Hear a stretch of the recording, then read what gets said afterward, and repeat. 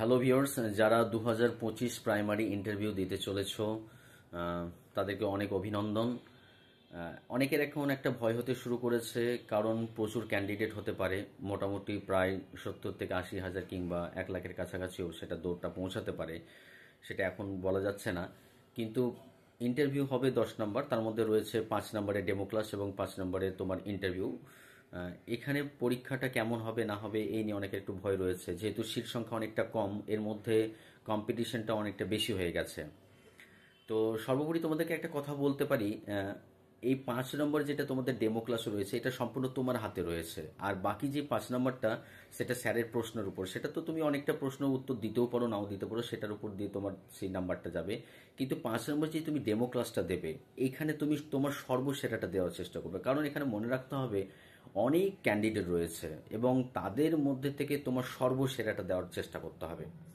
Demo ক্লাসটা কেমন হবে, এখানে যেন কোনো ভয় পেলে চলবে না, কোনো নার্ভাসনেস দেখালে চলবে না। তুমি একেবারে স্বাবলম্বীভাবে তুমি যেমনভাবে ছাত্রদেরকে পড়াবে, মনে মনে ওখানে তুমি কল্পনা করে নেবে যে তোমার আশেপাশে এখানে অনেক স্টুডেন্ট বসে রয়েছে, স্যারদেরকে না লক্ষ্য করাটাই ভালো। এবং কখনো কখনো অনেকে ভয় পেয়ে যায় স্যারদেরকে দেখে। খবরদার এসব ভয় পাওয়ার কিন্তু কোনো প্রশ্ন জাগে না। তোমাদের ইন্টারভিউ যখন প্রবেশ করবে, প্রবেশ করার পরে পরেই তোমাদেরকে সিটে বসতে দেবে। এবং অনেকে দেখেছি ইন্টারভিউ ঢোকার সময় ওই হেলে দুলে মাথা ঝুঁকে, ওইভাবে না, একেবারে তুমি সিম্পলভাবে ঢুকবে এবং ঢোকার সময় তুমি তাদেরকে বলে ঢুকবে যে আমি কি আসতে পারি। বাস সেখানে আমি কি আসতে পারি স্যার, দেখা গেলো সেখানে অনেক ম্যাডাম বসে আছেন, তারা বলবে আমি কি বাদ।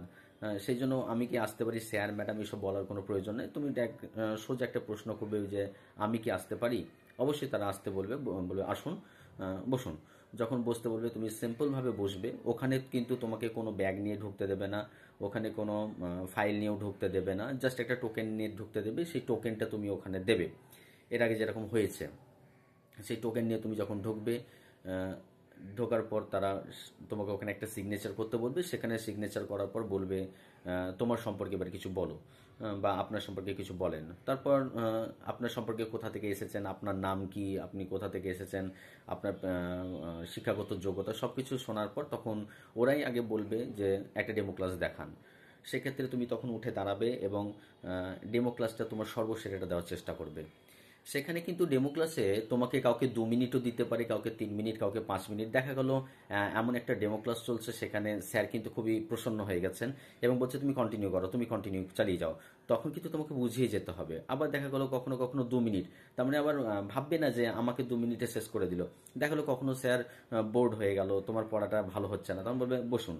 হ্যাঁ, আবার কখনো কখনো দেখা গেল তুমি 2 মিনিটের মধ্যে কমপ্লিট করে দিলে। তবে চেষ্টা করবে এটা মোটামুটি 3 থেকে 4 মিনিট পর্যন্ত তোমাকে যেন টেনে নিয়ে যেতে হবে, যেন অল্প সময়ের মধ্যে সব কথাটা বলা হয়ে যায়। এবং মূল কথাটা তোমাকে কিন্তু এখানে এক্সপ্লেইন করতে হবে না এই ডেমো ক্লাসটাতে। বাচ্চাদেরকে যেটা বোঝাতে চাইছো, সেটা মূল কথাটা অল্প সময়ের মধ্যে বুঝিয়ে দেওয়ার চেষ্টা করতে হবে। এখানে কোনো নাটক বা ভণিতা চলবে না। তবে এইসব কথাগুলো আমি একটু বিশেষ কারণে বলছি, কিভাবে ডেমো ক্লাসগুলো দিতে হবে আমি একের পর এক ভিডিও করে আপলোড করে দেব, অল্প সময়ের মধ্যে কিভাবে করা যাবে। তবে একটা কথা বলি, তুমি যখন ডেমো ক্লাসটা দিয়ে দিলে, তারপর তোমাকে হয়তো স্যার বলবে যে এবার বসে পড়ুন। তারপর আপনি বসবেন, বসার পর তখন তোমাকে আবার ওরা আপনি আপনি করে প্রশ্ন করতে শুরু করবে। এই যে প্রশ্নগুলো করবে, এই প্রশ্নগুলো কখনো কখনো তোমার ওই ডেমো ক্লাসের উপরই প্রশ্ন হতে পারে, কখনো কখনো আবার তোমার যে সাবজেক্টে গ্র্যাজুয়েশন করা আছে সেই সাবজেক্টের উপর দিয়েও তারা প্রশ্ন করতে পারে। এরকম আগে দেখা গেছে, কখনো কখনো কোনো ছাত্ররা বলেছে বা ক্যান্ডিডেটরা বলেছে যে আমার এইচএস ছিল, এইচএস দিয়ে সে ডিপ্লোমা করে পরীক্ষাতে বসেছে, তো সে গ্র্যাজুয়েশন করেনি। সেক্ষেত্রে তখন তাদেরকে এইচএস এর উপর যতগুলো সাবজেক্ট রয়েছে, এটা এই ক্ষেত্রে একটা টাফ হয়ে যায়। এইচএস এর যতগুলো সাবজেক্ট রয়েছে, কারো কারো দেখা গেল ইতিহাস রয়েছে, রাষ্ট্রবিজ্ঞান রয়েছে, দর্শন রয়েছে, ভূগোল রয়েছে, সেখান থেকে যা ইচ্ছে তাই তার প্রশ্ন থ্রোয়িং করতে পারে। আর আপনার যদি অনার্স থাকে, সাধারণত সেই অনার্স থেকে বেশিরভাগটা প্রশ্ন করে। এবং মূল প্রশ্ন হচ্ছে আপনি বাচ্চাদেরকে কিভাবে পড়াবেন, এবং আপনার যে ডেমোটা হয়েছে সেই ডেমোর উপরই তারা প্রশ্নটা করে, মেন ফোকাস করে। এবং ডেমোকে নিয়ে যতগুলো প্রশ্ন করা যায় তারা চেষ্টা করে, বাজি নেওয়ার চেষ্টা করে। তবে ইন্টারভিউ যখন প্রশ্নগুলো তারা করবে, যদি আপনার জানা থাকে তো আপনি সোজাসুজি বলবেন, যদি জানা না থাকে আপনি স্পষ্ট ডিরেক্টলি বলে দেবেন যে এটা আমার জানা নেই, মাফ করবেন, এটা আমার জানা নেই। তাতে 10টা যদি প্রশ্ন করে তোমার যদি 9টা না জানা থাকে, তুমি বলবে, স্পষ্ট বলবে যেটা আমার জানা নেই। এই যে না বলছো, এটা কত কনফিডেন্টলি বলছো, এটাই তারা লক্ষ্য করবে। তোমার আচার আচরণ, আহ, ভয় পাচ্ছ কি পাচ্ছ না, এইসবগুলো যে তুমি লক্ষ্য করবে। কারণ এখানে অনেক ক্যান্ডিডেট রয়েছে, একেবারে সিম্পল। ওখানে মনে করবে যে তোমার বন্ধু বা তোমার দাদা বা তোমার কোনো পরিবারের লোক তোমার ইন্টারভিউ নিচ্ছে। এখানে ভয় পাওয়ার কিছু নেই। যারা ইন্টারভিউ নেবে তারা কিন্তু এতটা অমানুষ নয় যে তারা তোমার সঙ্গে খারাপ আচরণ করবে। তারা নর্মালি বসে থাকবে, তুমি ঢুকবে, তোমাকে নর্মালি কথা বলবে, ডেমো দিন, ডেমো দেওয়ার পর বসবে, বসার পর তোমাকে প্রশ্ন করবে, প্রশ্ন করার পর তোমাকে যেটা উত্তর দেবে সেটা তুমি দেবে। এই নিয়ে কোনো বিষয় নেই। তবে হ্যাঁ, কিছু কিছু জিনিসগুলো তোমাকে মনে রাখতে হবে। ডেমো ক্লাসের সময় যখন তুমি কথা বলবে, কখনো কখনো ওখানে মনে করবে না যে এটা, মনে করে নেবে যে এটা একটা ক্লাস, এখানে আমার অনেকগুলো ছাত্র বসে রয়েছে। তুমি ছাত্রর দিকে মাথা মাথা মাঝে মাঝে এরকম করে ক্লাসে তাকাবে, এইভাবে মাথা মাথা ঘুরে তাকাবে, যেন বোঝাচ্ছে যে তুমি একটা ক্লাসের মধ্যে ডেমো দিচ্ছ। হ্যাঁ, যেন তুমি ছাত্রর দিকে তাকাচ্ছ, নজর দিচ্ছ। তুমি স্যারের দিকে তাকাবে না, যে স্যারের দিকে তাকাতে গেলে তোমার একটা ভয় বা ভীতু পেতে শুরু করবে। স্যার কিন্তু তোমাদের দিকে তাকাবে, স্যার তোমাদের দিকে তাকাবে, কিন্তু তোমরা স্যারের দিকে তাকাবে না। তোমরা ঘরটার যেখানে ইন্টারভিউ দেবে সেখানে আশেপাশে চারিদিক ঘুরে মুখ ঘুরাবে, মানে তুমি ছাত্রদের প্রতি মনোযোগ দিচ্ছ, এটা তোমাকে ফোকাস করানোর চেষ্টা করবে। এবং এখানে তুমি ছাত্রদেরকে কখনো কখনো বলবে, এই সোনিয়া উঠ, হ্যাঁ, বা সোনিয়া তুমি ওঠো, এরকমভাবে তুমি কথা বলবে। সাধারণত উঠ বা বস এরকমগুলো বলবে না, সাধারণত উঠো বসো এইসব শব্দগুলোই বেশিরভাগ প্রয়োগ করবে।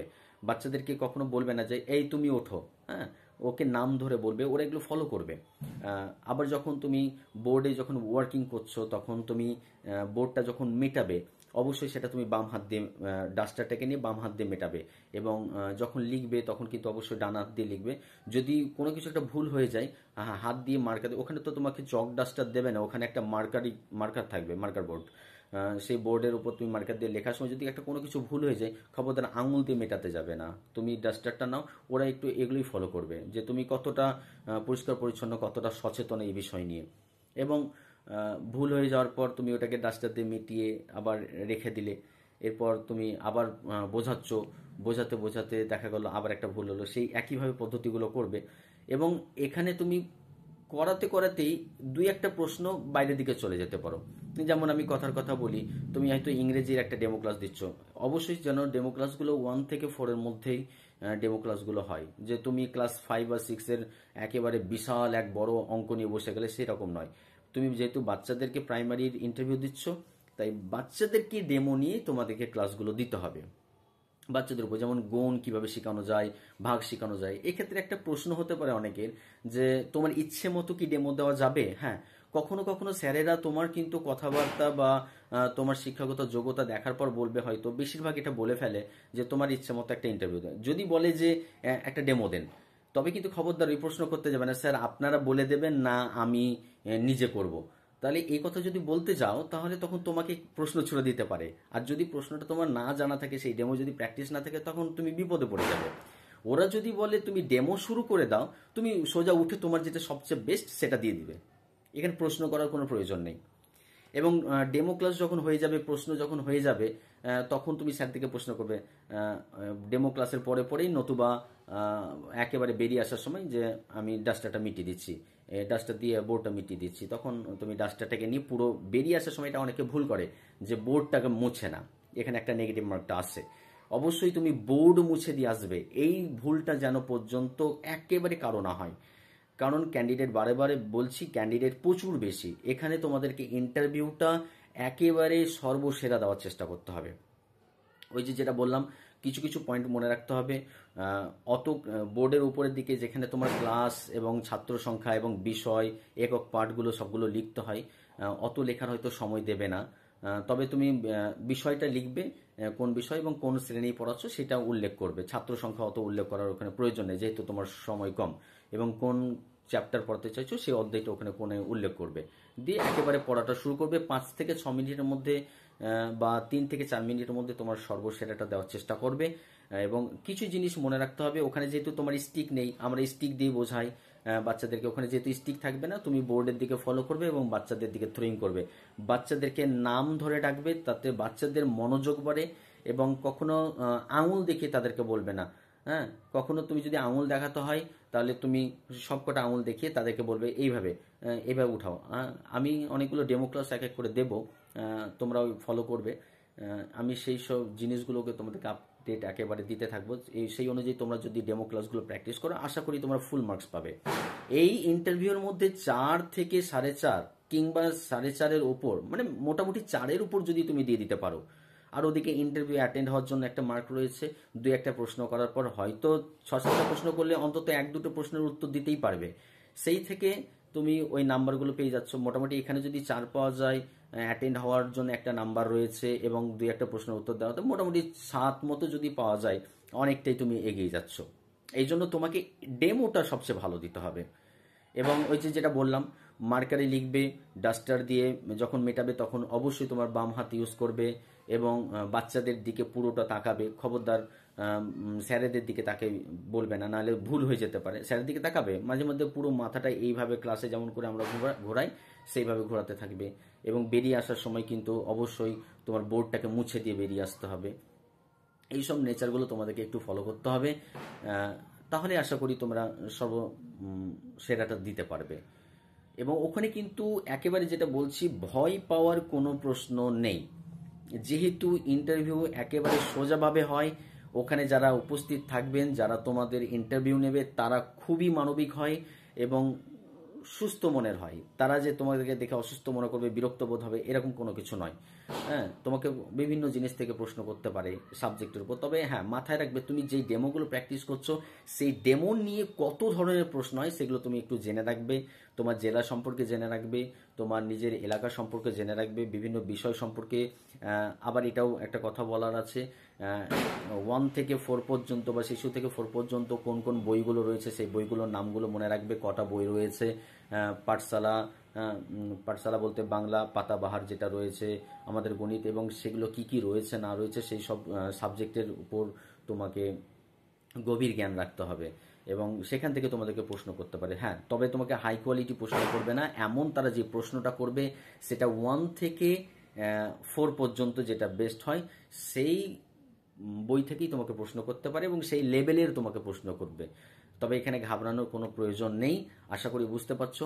আমি এক এক করে ডেমো ক্লাসগুলো দেবো, তোমরা কেমন আগ্রহী সেটা আমাকে কমেন্ট বক্সে জানাবে এবং তোমরা কতটা স্বাচ্ছন্দ্য বোধ করছো যে ডেমো ক্লাস দিলে সত্যি উপকার হয় কি হয় না, তাহলে আমাকে সেটা কমেন্ট করে জানাবে। তাহলে আমি আরও উৎসাহ হব এবং তোমাদের জন্য আমি এক এক করে